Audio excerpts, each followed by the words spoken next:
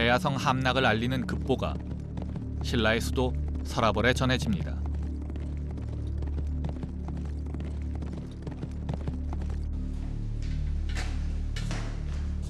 서라벌은 충격에 빠졌습니다. 거듭되는 패전으로 백제군과 서라벌의 사이는 이제 한나절 거리밖에 되지 않았기 때문입니다.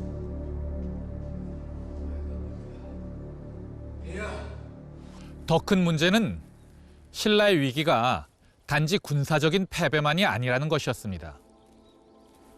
신라가 겪고 있는 위기의 배후에는 신라의 외교적 고립이라는 더 큰 위기가 도사리고 있었습니다. 우선 오랜 숙적, 백제의 의자왕은 신라군에 의해 살해된 성왕의 복수를 명분으로 신라에 대한 공세를 강화하고 있었습니다.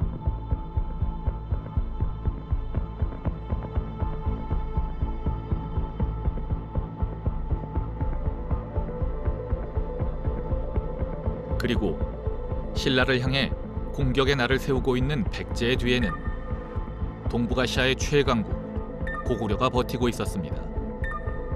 바다 건너의 외 역시 백제의 편이었죠.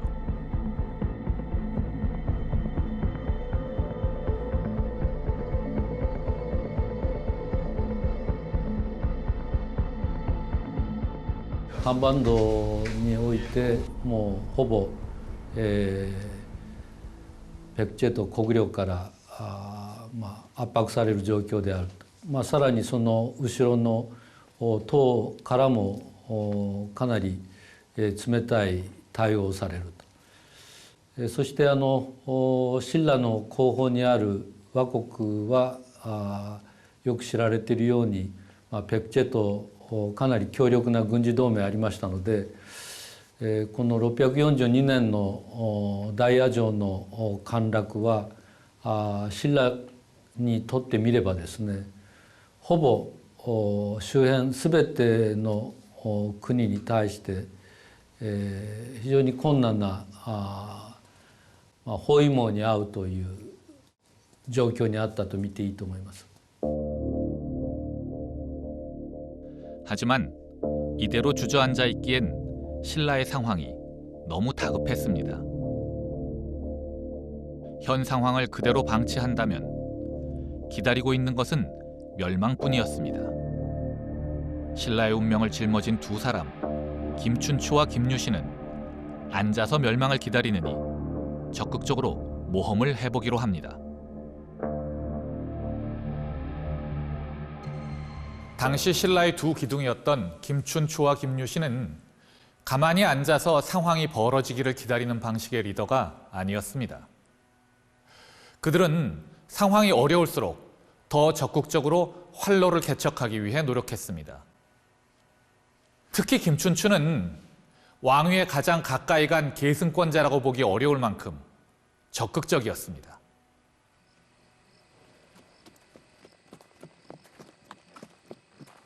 그들이 선택한 첫 번째 돌파구는 고구려였습니다. 삼각동맹의 최강국인 고구려를 동맹에서 떼어낼 수만 있다면 신라의 위기는 극복될 수 있을 테니까요. 대야성이 함락된 지 석 달 만에 김춘추는 고구려로 향합니다. 金春珠という人は、かなり外交関係を結ぶときに現地に行くわけですね。コグ領だけではなくて、倭国にも行くわけですし、唐にも行って、直接交渉するという、そういうその金春珠独特の外交感覚といいますか、直接交渉をとにかくしてみるという、そういう彼の行動力で打開の道を探ったんではないかというふうに想像します。 하지만 고구려는 적국이었습니다. 당시 신라와 고구려는 매년 전쟁을 벌이고 있었고 국경선에서는 일진일퇴의 공방전이 일상이었죠. 이런 상황에서 신라 조정의 실세인 김춘추가 고구려를 방문하는 것은 죽음을 각오해야 하는 일이었습니다.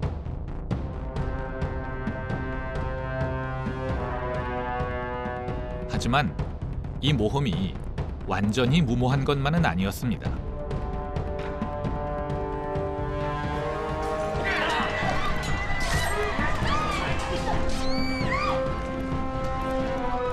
모험을 해볼 만한 변수가 고구려에서 발생했기 때문이죠. 대야성 함락 2개월 후인 642년 10월, 고구려에서 연개 소문에 의한 쿠데타가 발생한 것입니다.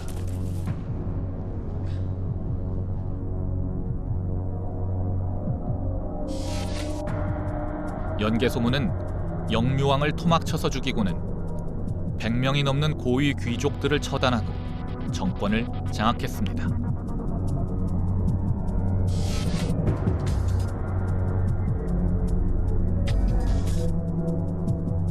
김춘추는 고구려의 신생 정권에게 기대를 걸어보기로 한 것입니다. 왕을 죽이고 집권한 만큼 기존의 외교 노선을 변경할 가능성이 있다고 판단한 것이죠.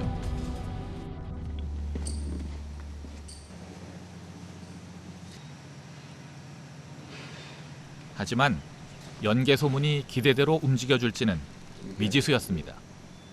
위대한 고구려의 왕이시여, 지금 신라가 위기에 빠져 있습니다.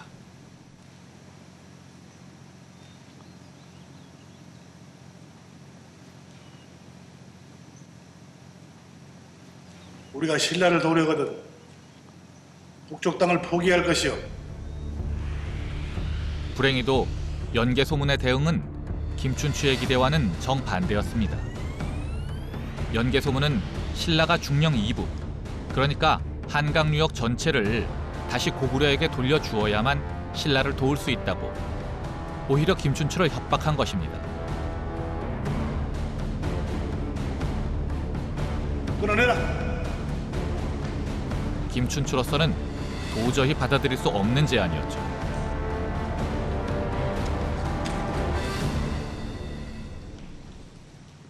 기본적으로 연개소문은 대당 강경파였고 그다음에 대신라 강경책을 바탕으로 집권을 했습니다. 그 상황에서 신라에 대해서 유화책을 쓴다고 한다면 아마 명분 자체가 약화될 가능성이 높았습니다.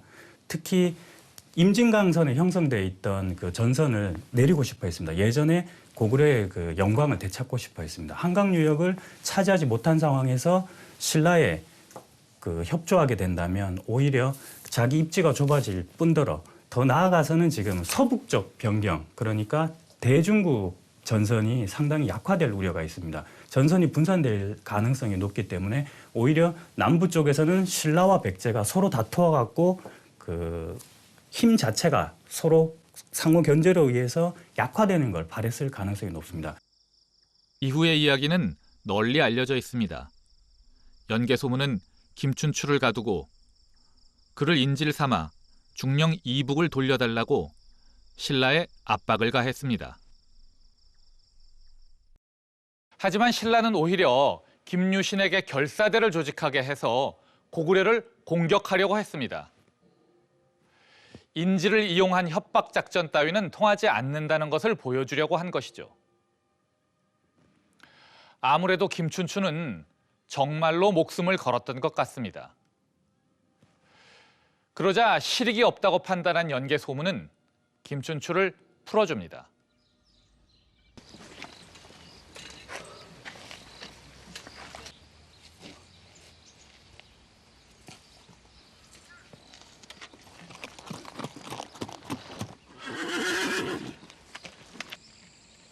무사히 돌아오긴 했지만 김춘추와 김유신으로서는 얻은 게 아무것도 없는 모험이었습니다. 목숨을 걸었음에도 상황은 그대로였죠.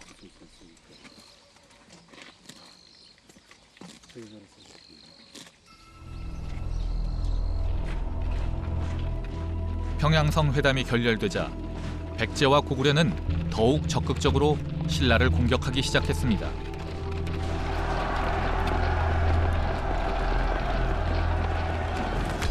이번엔 한강 유역의 요충지였던 당항성이 공격의 주요 목표가 되었습니다.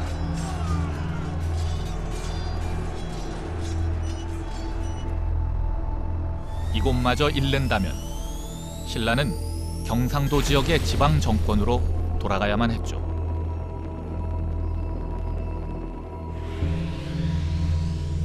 이제 신라에게 남아있는 카드는 떠오르는 초강대국 당나라뿐이었습니다. 당나라는 618년 중국을 통일한 이후 돌궐, 토요콘, 고창 등의 주변 국가들을 정복하며 대제국을 건설하고 있었습니다.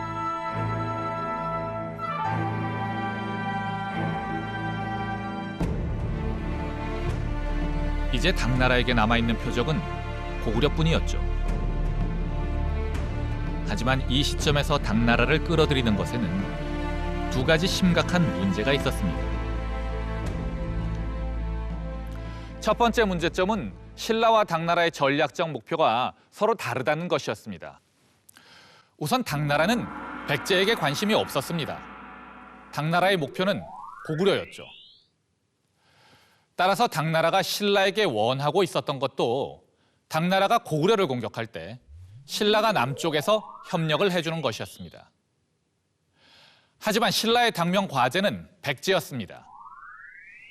한반도 남부의 패권을 놓고 다투고 있었던 것도 백제였고, 지난 수년간 신라에 대한 집요한 공격을 주도하고 있었던 건 역시 백제였습니다. 더군다나 당나라의 요구대로 섣부르게 고구려를 공격했다가는 백제에게 옆구리를 강타당할 위험이 있었습니다. 양자의 이해관계는 이처럼 서로 다른 것이었습니다. 그리고 더 큰 문제가 하나 더 있었습니다. 당나라를 끌어들이는 것은 어쩌면 늑대를 피하려다가 호랑이를 끌어들이는 꼴이 될 수도 있기 때문입니다. 금나라를 끌어들인 송나라의 경우처럼 말입니다.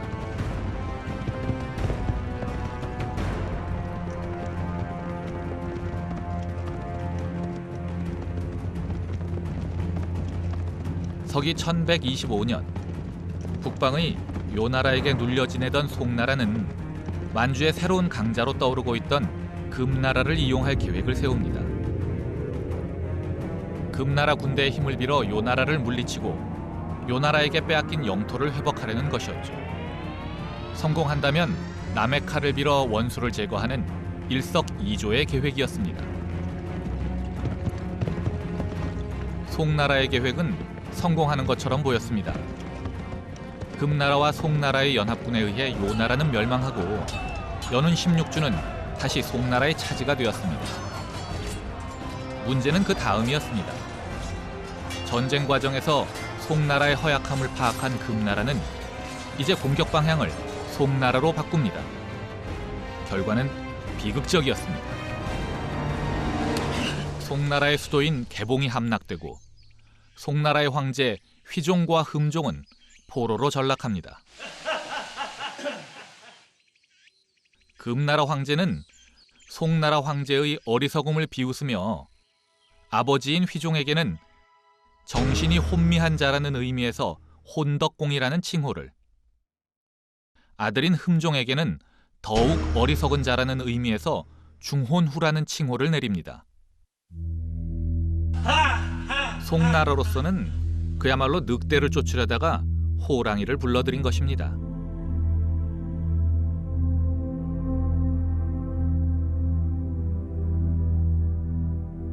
과연 신라는 송나라의 경우와 다른 결과를 만들어낼 수 있을까요?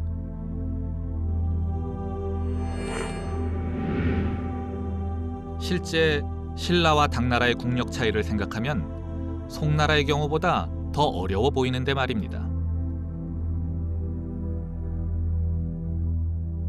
ますと唐という大国の軍隊を朝鮮半島に引き入れるということは朝鮮半島そのものが、唐に支配されてしまう危険性がありますよね。唐としてはとにかく朝鮮三国の中で一番強いのはコグリョだからコグリョさえやっつけてしまえば、まあ、変な話ペクチェやシルラなんて、まあ後からゆっくり、支配していけばいいという考え方だと思うんですね。One of the great difficulties that I think any country faces is whether how much to trust the countries that promise to protect it, promise to be its allies, promise to be supportive in the event of any challenge to that country's autonomy or destiny. And on the one hand, I think most countries would like to believe in the truth of the alliances that they have, especially if they're in a very dangerous environment or in a situation where multiple countries are putting pressure on it to move in one direction or another. 과연 김춘추와 김유신의 대책은 무엇일까요? 김춘추와 김유신이 대책 마련에 골몰하고 있던 그때 당나라 역시 고구려 문제를 해결하기 위해 전쟁을 시작했습니다. 645년 당태종 휘하의 대군이 고구려로 향한 것입니다.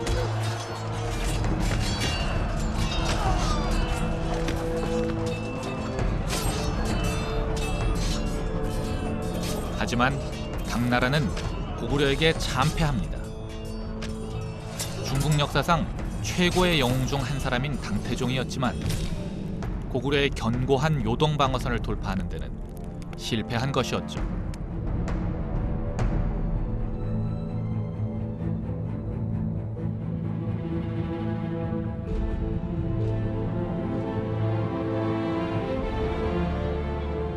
수양제와 달리 어리석지 않았던 당태종은 이 패배로 기존의 대고구려 전략을 근본적으로 재검토하게 됩니다.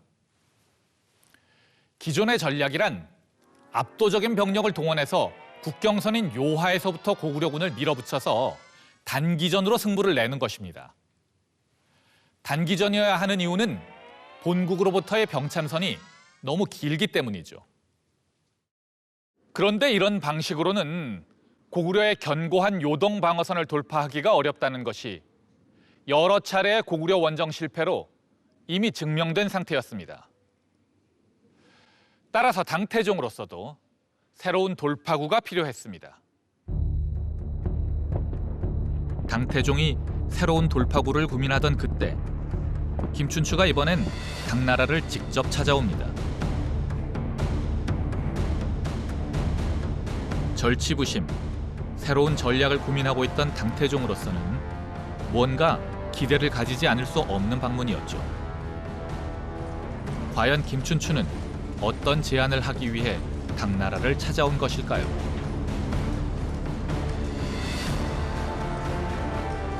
당태종이 가장 가려웠던 부분을 긁어준 것 같습니다. 고구려였죠. 그래서 고구려를 멸망시키기 위해서는 기본적으로 신라가 제2전선, 고구려의 남부 쪽에서 제2전선을 형성해서 고구려의 방어력을 약화시키는 역할을 해주어야 됩니다.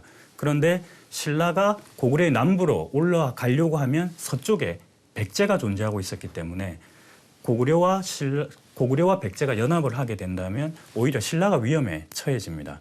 그래서 신라가 함부로 움직일 수 없는 상황이 됩니다. 그러다 보니까 당태종에게 먼저 백제를 없애고 나면 신라의 역량을 모두 모아서 북상을 하겠다. 그러면 고구려에 대한 제2전선이 형성될 테니까 이게 훨씬 효과적이지 않겠느냐. 이런 식으로 설득을 했을 것으로 보입니다.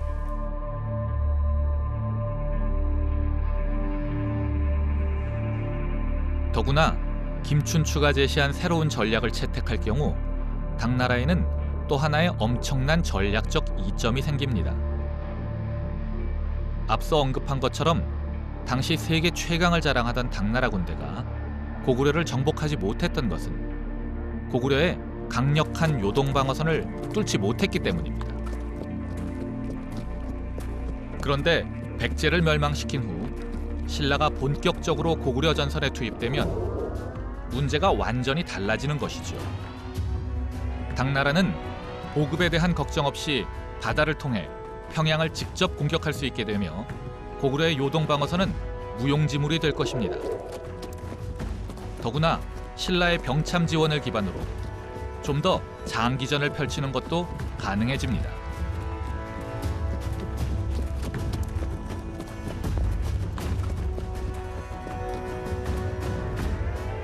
결국 김춘추는 동아시아 전체의 지도를 새로 그리는 거대한 전략을 제시함으로써 당태종을 설득하는 데 성공합니다. 백제 공격에 대한 비밀 합의가 이루어진 것입니다. キム・チョンチョの魅力というのが分かってきて、彼は非常に冷静で、しかも長期的な展望が立てられる。しかもそれは自分の一生だけじゃなくて、自分が亡くなった後、新羅という国が、存続するためにはどうしたらいいかということまで考えられる人物。これはもう歴史上そんなにいないんじゃないかと。つまりこの7世紀だけじゃなくて、人類史上非常に稀な、特に大国ではなくして小国の王子としてそういう人物がいたということが非常に奇跡的じゃないかなと。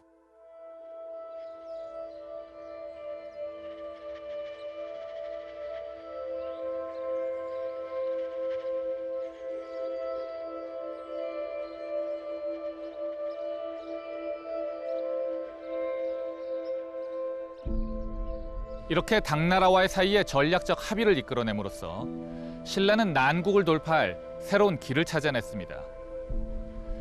그런데 이후의 상황 전개를 살펴보면 능동적으로 새로운 상황을 만들어 나간 신라에 비해 고구려와 백제의 선택에는 많은 아쉬움이 있습니다.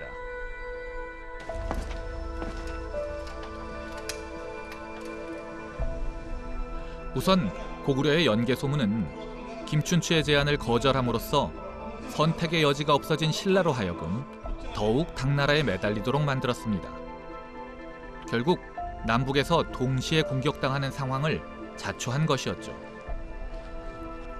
물론 동맹국인 백제가 신라를 견제해 줄 것이라고 믿었지만 김춘추가 당나라로 하여금 백제를 먼저 공격하게 하리라고는 상상도 하지 못했습니다.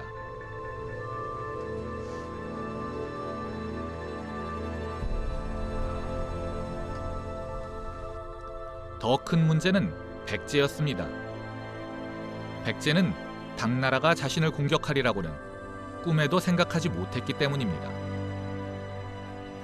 議場の立場から見ますと、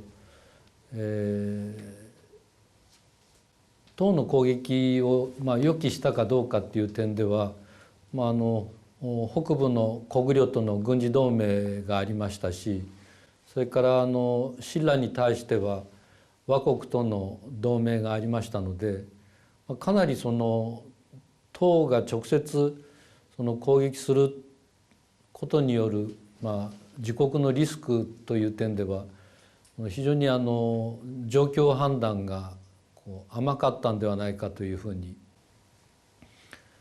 考えますね。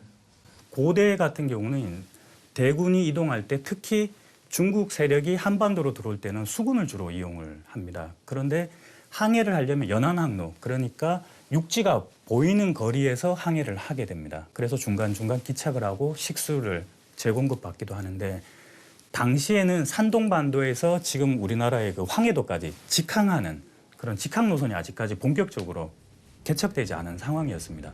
그래서 만약에 당군이 출발하게 된다면 고구려를 경유를 해야 되는 상황입니다.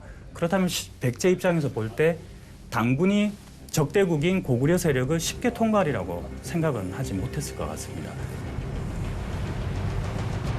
결국 백제는 전혀 예상하지 못한 방향에서 전혀 예상하지 못한 적을 맞이하게 됩니다. 서기 660년 당나라의 13만 대군이 서해를 건너 백제로 향한 것입니다.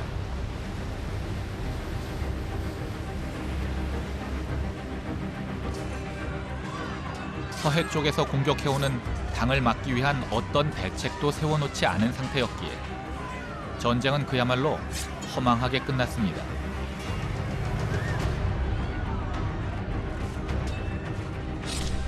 당나라의 선봉대가 백제에 상륙한 게 7월 9일이었는데 의자왕이 포로가 된 것은 7월 18일이었습니다.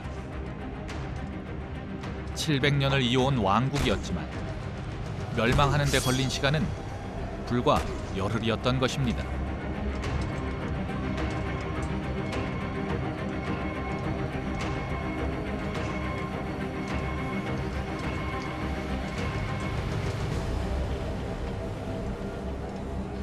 백제가 망하자 이번엔 고구려 차례였습니다. 사실 어떤 의미에서 백제 침공은 고구려 침공의 예행 연습이기도 했습니다.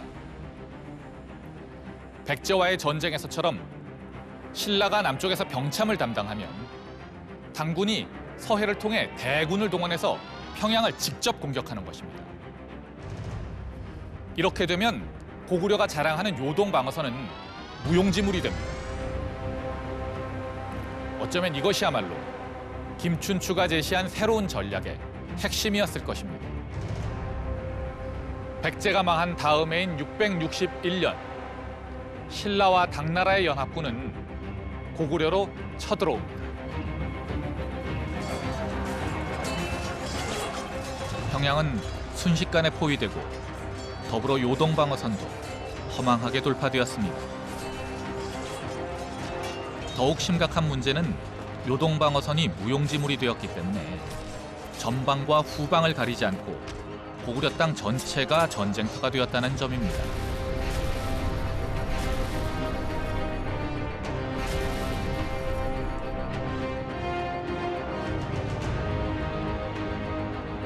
물론 고구려군의 마지막 분투로 661년의 2차 고당 전쟁에서도 고구려는 살아남았습니다.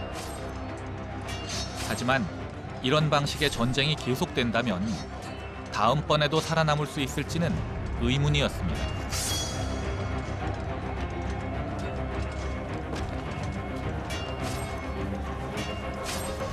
동북아시아의 최강국을 자처하던 고구려의 운명이 바람 앞에 등불이 되고 만 것입니다.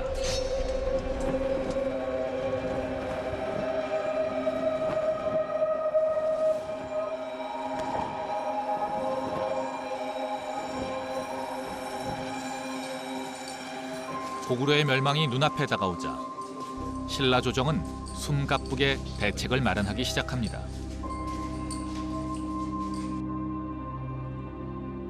김춘추의 외교 노선을 계승한 문무왕은 일찍이 김춘추가 예견했던 통일전쟁의 2단계, 즉 당나라와의 전쟁이 다가오고 있다는 것을 직감하고 있었기 때문입니다.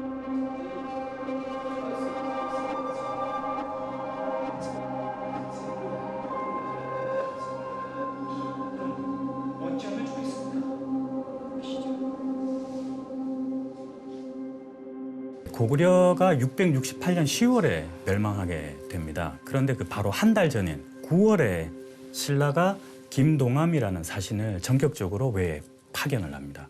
그 사신이 가서 어떤 역할을 했는지 알 수는 없지만 기본적으로 외의 동향도 살필 겸 그리고 그 신라가 당과의 전쟁을 하게 되면 후방에 안전이 필요합니다. 그래서 아마도 중립 우호화, 그러니까 최소한 중립을 지켜줬으면 좋겠다. 이런 그 외교 전략을 펴고 온 게 아닌가 이렇게 판단이 됩니다. 이런 걸 보면 고구려 멸망 이전에 벌써 신라는 당과의 전쟁을 어느 정도 염두했다고 볼 수가 있겠습니다.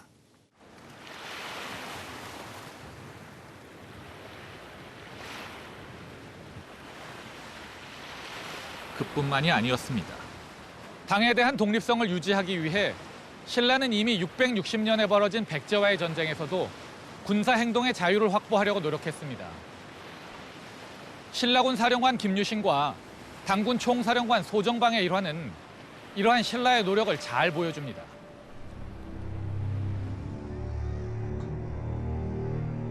(660년 7월 11일) 백제의 수도인 사비성 앞에서 소정방의 당군과 김유신의 신라군이 합류합니다. 그런데 이때 예기치 않은 돌발 상황이 발생합니다.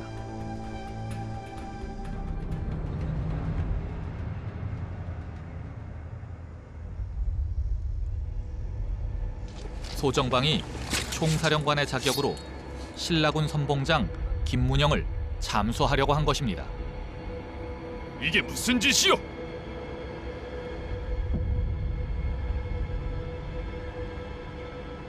신라군과 당군이 각각 행군을 해서 사비 남쪽에서 조우하자. 그 조우하는 날짜가 7월 10일이었습니다. 그런데 신라군이 황산벌 전투를 치르고 도착한 날짜가 7월 11일이었습니다. 하루가 지났습니다.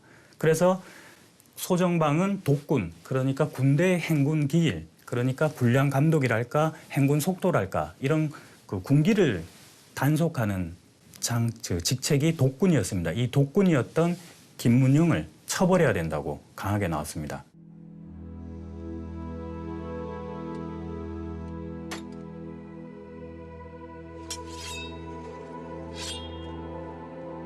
그러자 김유신은 강경하게 소정방에게 항의합니다. 심지어 소정방이 끝내 김문영을 처벌한다면 백제군과 싸우기 전에 먼저 당군과 싸우겠다는 결의를 드러내죠.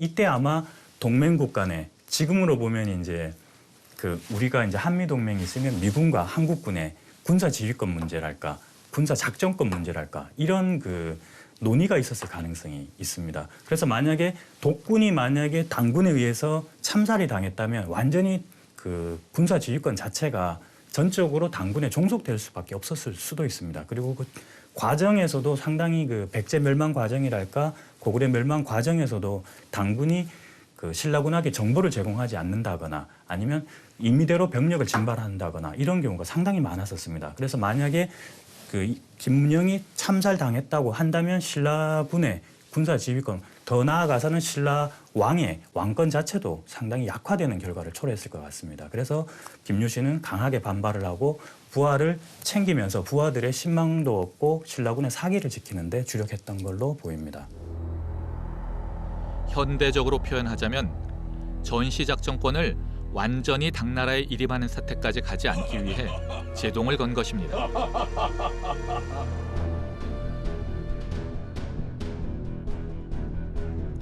결국 소정방은 김유신의 서술에 불복합니다. 농이 심하시오. 김문영에 대한 처벌을 취소하고 신라군의 독립성을 인정한 것이죠.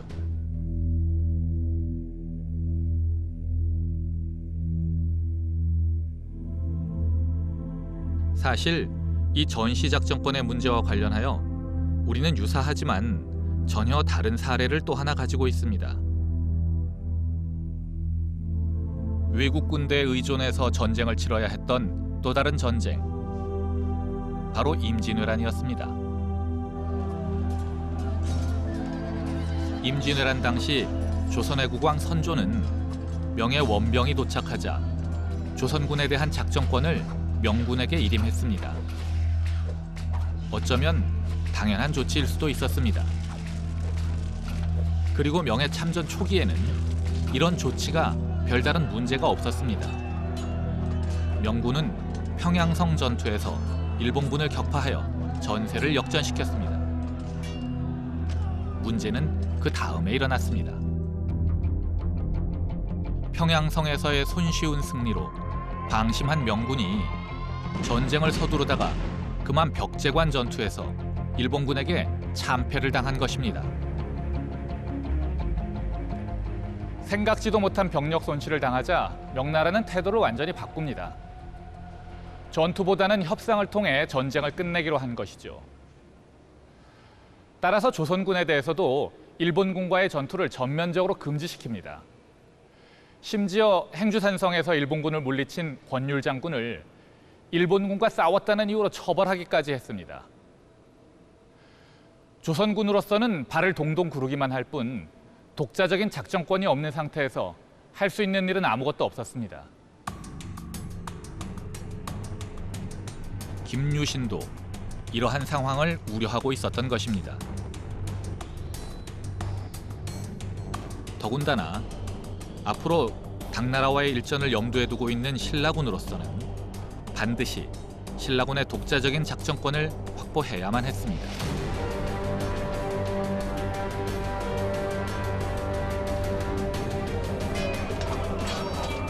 670년, 이렇게 만반의 준비를 갖춘 신라는 압록강을 넘어 당에 대해 선제 공격을 가합니다. 통일을 위해 벼르고 별렀던 마지막 전쟁, 당과의 전쟁을 시작한 것입니다. 전쟁은 이후 6년간이나 계속되었습니다.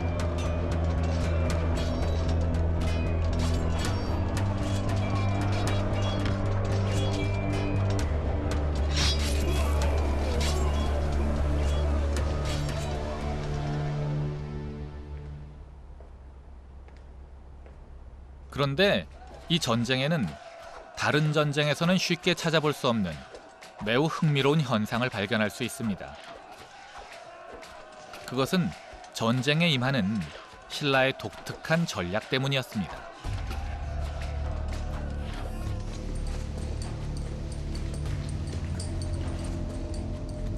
전쟁이 3년째에 접어들던 672년 9월, 당나라에 신라의 사신이 도착합니다. 그런데 전쟁 중인 적국에 사신을 파견한다는 것은 좀 이상하게 느껴집니다. 신라가 사신을 파견한 이유는 연이은 패배로 전쟁이 매우 불리해졌기 때문입니다. 신라는 말 그대로 바짝 엎드렸습니다. 얼핏 매우 굴욕적으로 느껴지고 또 뻔한 수작처럼 보이기도 하지만 효과는 있었습니다.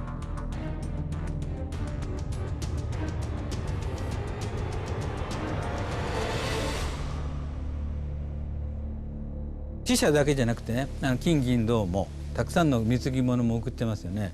これが事実だとすると、一旦ここでモンムアンとしては唐との戦争を中断したいと。つまり、このまま続けていくとやはりシルラの、軍隊が疲弊してしまうというふうに考えたんだと思うんですね。ですから、それを唐が信用しようがしまいがですね、外交的展開している間は戦闘は一旦中断しますから、それを目指したのだというふうに考えられます。 이렇게 사죄사를 보내놓고 신라는 전국에 성을 쌓아 방어망을 새롭게 구축했습니다.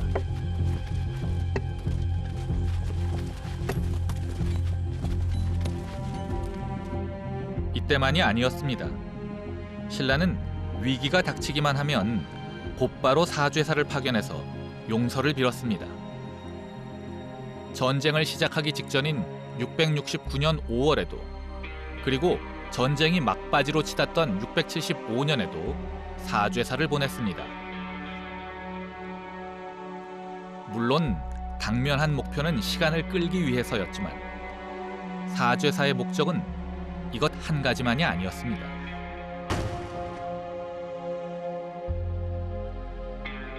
신라의 진정한 의도는 자신들이 언제든지 당나라와 타협할 준비가 되어 있다는 신호를 보내는 것이었습니다.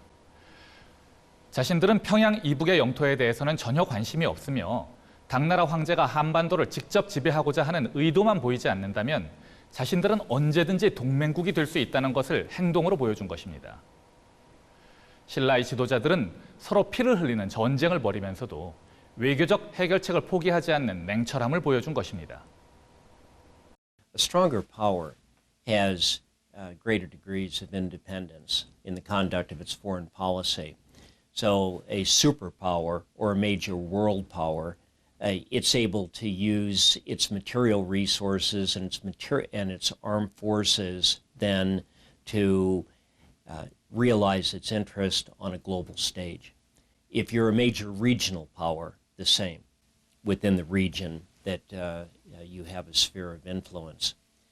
For a power that is constrained by neighboring larger powers or by global powers, then those nations, as they develop their foreign policy, have to prioritize carefully because they can't do everything. 신라의 당면 과제는 생존이었습니다. 명분보다는 실리를 취하는 것이었습니다. 그러다 보니까 사죄사를 파견해서 고개를 숙입니다. 전체적으로 볼 때 일면 볼 때는 상당히 좀 저자세 외교일 수도 있지만 신라가 처한 입장, 동맹국이 전혀 없는 상황에서 최강대국을 맞이했던 상황에서 아주 적절한 외교 전략이었다고 판단됩니다. 676년, 드디어 6년을 끌어온 전쟁이 끝납니다.